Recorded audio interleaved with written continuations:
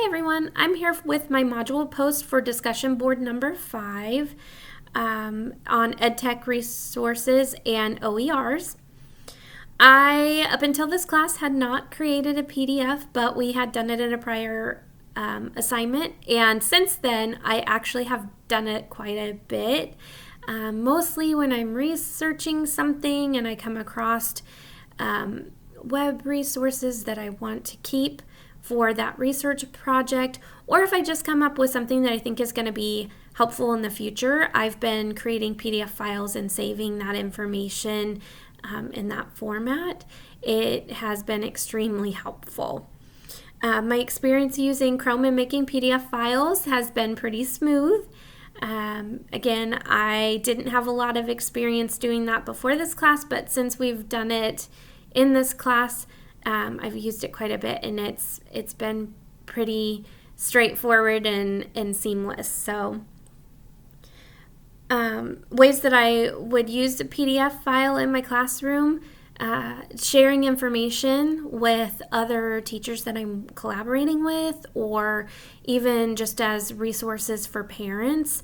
But also I would use a PDF to attach information that I want my students to use in a unit in either Google Classrooms or whatever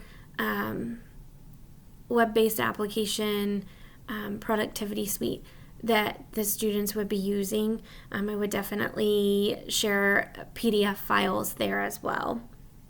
The EdTech resource that I shared this week is one of my favorites. It's not my favorite. I shared my favorite one, which is PBS Kids, in one of our previous modules. So I decided to mix it up and pick a new one.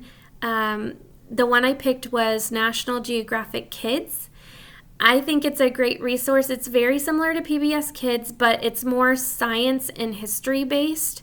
But there's a lot of fun information on there, a lot of great resources for teachers. There's videos that you could link for units that you're doing in your classroom. They're just kind of short little videos to go along with some of the information you're teaching. There's quizzes on there that when the kids go on and they select their answers for the quiz, it'll pop up a fun little fact or a little more detailed information on the answer.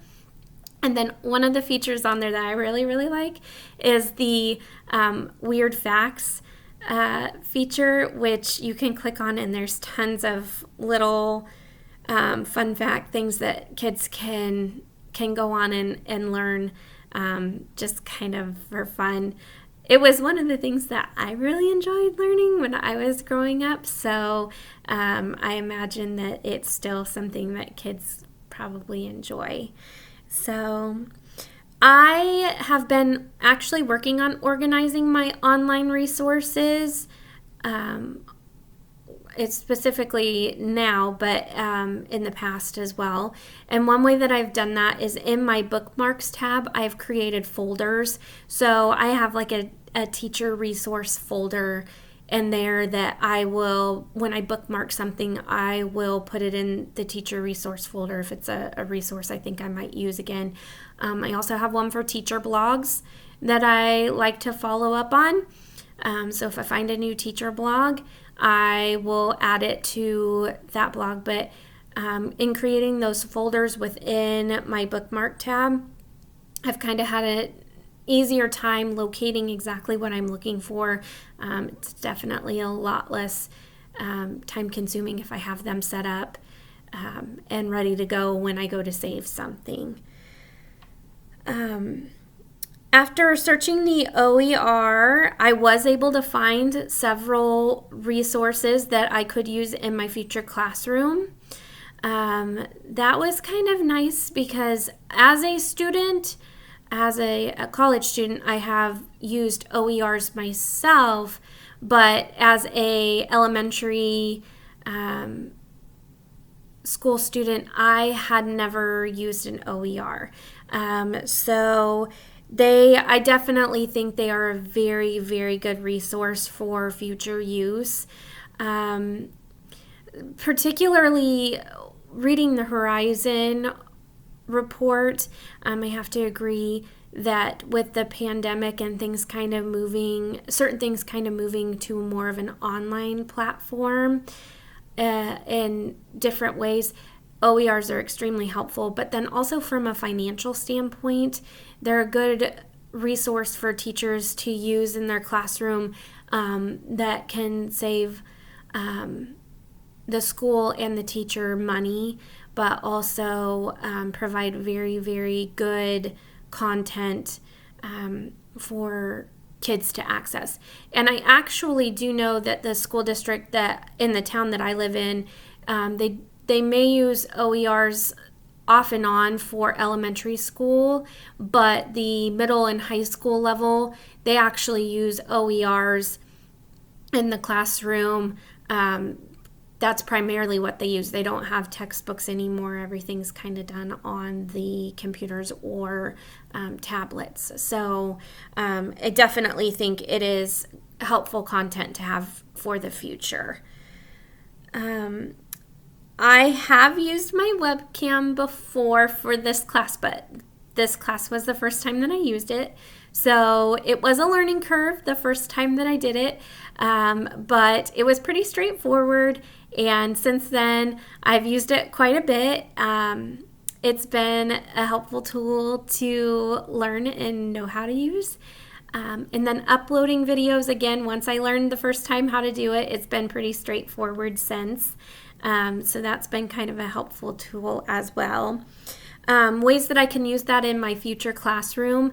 One of the ways that I actually have seen it used and from a parent standpoint, have appreciated is when teachers will upload videos of skills they might be teaching in their classroom. So, for example, math skills.